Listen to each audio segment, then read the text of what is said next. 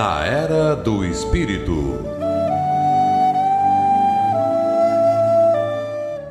Bom dia, estimados ouvintes da Rádio Guarujá, 1420 kHz, Florianópolis, Santa Catarina.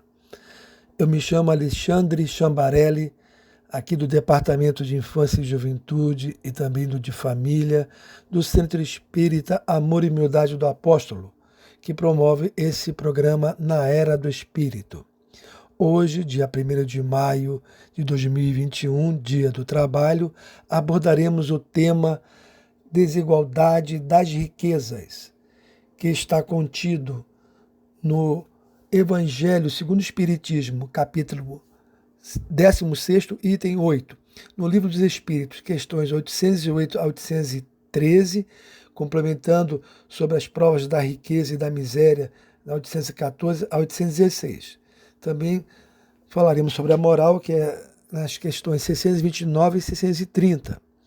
Ainda no Livro dos Espíritos, voltando às questões 806 e 807, sobre desigualdades sociais, e depois um poema no final para os irmãos. Bem, esse assunto ele é extenso. Temos pouco tempo aqui na rádio para fazer um resumo rápido, mas eu gostaria de deixar aqui com os irmãos um segredo, uma dica, uma fórmula da prosperidade verdadeira.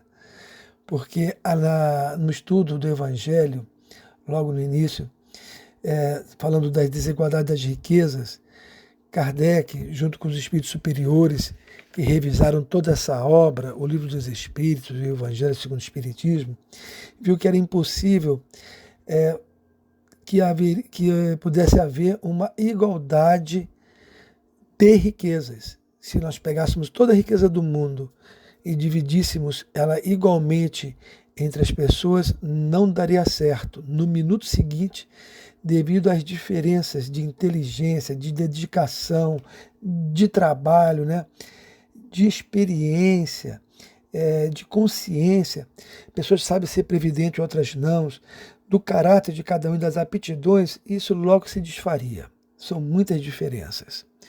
Mas vou deixar aqui, então, a fórmula resumida em 3 itens. A pessoa pode prosperar com dedicação, não precisando ter nenhum título superior, mas poderá desenvolver a sua capacidade de trabalho, de dedicação, ou seja, a pessoa se dedica, se empenha, alcança suas metas. O outro item é da inteligência. Se a pessoa parar para pensar, buscar ideias, ela também pode alcançar sucesso. O outro item é da sua aptidão, usar seu dom, seus talentos. Então, dedicação, inteligência, aptidão são o caminho, uma fórmula para você conquistar a prosperidade. Principalmente a prosperidade espiritual também, isso se aplica. Mas é porque se houvesse essa divisão, aniquilaria assim aquela vontade de querer trabalhar, porque as pessoas não iam querer fazer mais do que os outros, Isso atrapalharia o progresso geral, a busca de ciências, novas artes, descobertas e empreendimentos, porque não daria motivação. Pois bem, a riqueza é uma grande prova, que cai nas mãos das pessoas, segundo a questão da reencarnação, porque ela passa de mãos em mãos quando mudam de uma vida para outra. Então, a pessoa que tem assim desespero de ser rica, de repente ela já esteve posse da riqueza em suas mãos em outra vida e não soube aproveitar, e agora tem esse desespero. Bom, cada caso é um caso. O certo é que nós devemos aproveitar a situação em que nós estejamos, com mais ou com menos dinheiro, e desempenhar bem as nossas funções. Vou tentar explicar melhor com uma experiência que realizei no presídio aqui de Florianópolis, presídio municipal, em que nós fizemos lá um período de voluntariado de uns 3 anos, e numa dessas nós falamos sobre dinheiro, sobre felicidade, sobre riqueza e pobreza. Colocamos no quadro era com brainstorm, e perguntamos para eles o que era tão bom de ser rico. Eles encheram o quadro ali com uma lista enorme. Depois, o que era ruim de ser pobre. Eles também encheram o quadro lá de coisas ruins, assim, né? Mas depois eu inverti. Eu perguntei o que seria ruim em ser rico. Eles, na hora, reclamaram, mas olhando a lista do lado, eles foram complementando.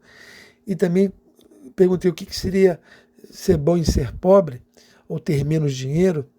E eles também olharam a outra lista e, resumidamente, deu empate nas duas listas, porque, na verdade, vai depender como cada um vai desempenhar a sua função aqui no mundo. Pobre, rico, mais ou menos.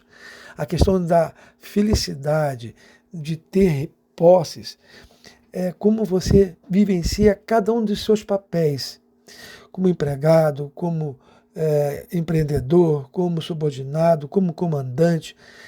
Mas se você desempenhar com dignidade, obter a sua riqueza com honestidade, não é? Em trabalhos úteis, porque para a doutrina espírita, o trabalho ele tem que ser útil e fazer o bem. Na questão 629 e 630, lá fala sobre o que é moral, né? Moral, nós já sabemos que é um conjunto de regras, de conduta. Tem que saber distinguir o que é certo do errado, o que faz bem, o que faz mal, o que prejudica o próximo ou não. E isso nós temos que ter em mente, porque a moral vai nos dirigir em nossas atividades profissionais. Tem que saber bem proceder. É aquele que busca as leis de Deus, que estão lá na terceira parte do Livro dos Espíritos, busca por uma religião nobre, pelos ensinamentos do Cristo, ele vai naturalmente desempenhar bem suas funções. E aí nós vamos encontrar no Evangelho, então, que a prosperidade vem pela meritocracia, pelo trabalho honesto, não roubado e não na exploração. Bom, poderíamos falar muito mais, mas a questão do merecimento está nas questões 806.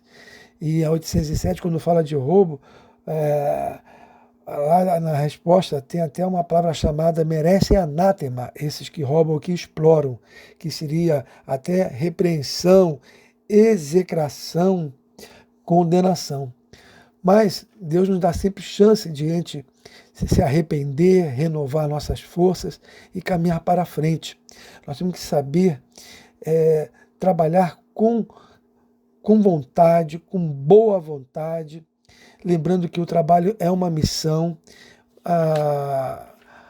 As riquezas, elas são de ordem material e de ordem espiritual. O trabalho também auxilia o desenvolvimento da inteligência, que é base para o desenvolvimento moral. E isso vai nos auxiliar, né, o desenvolvimento moral, a distinguir o certo do errado. Então, nós vamos conseguir, com isso, trabalhar nossos defeitos, nossas falhas, que tem sempre como base o egoísmo e o orgulho, e vamos pensar naquilo que é certo, naquilo que a minha consciência aponta na direção correta, buscar o bem comum, aquilo que é nobre, que é útil, e não se deixar arrastar por aquelas tentações de ganância, de cupidez, de querer ter mais do que os outros, porque é uma ilusão pensar que nós vamos viver nessa matéria para sempre, né? O tempo está correndo e vou deixar com os irmãos aqui umas estrofes do livro Cartas do Evangelho do Espírito Casimiro Cunha, pelas mãos do querido Chico Xavier, para reflexões. Carta aos empregados. Se és meu amigo, empregado daquela ou dessa expressão, honra a oficina, manancial do teu pão. Quem trabalha, quem se educa, alcança novos conceitos. Quem salda seus compromissos recebe novos direitos. Se te esforças dignamente em quaisquer obrigações, teu trabalho é a mais sublime de todas as orações. Educa-te, a terra inteira é como um campo de luz, onde patrões e empregados têm deveres com Jesus.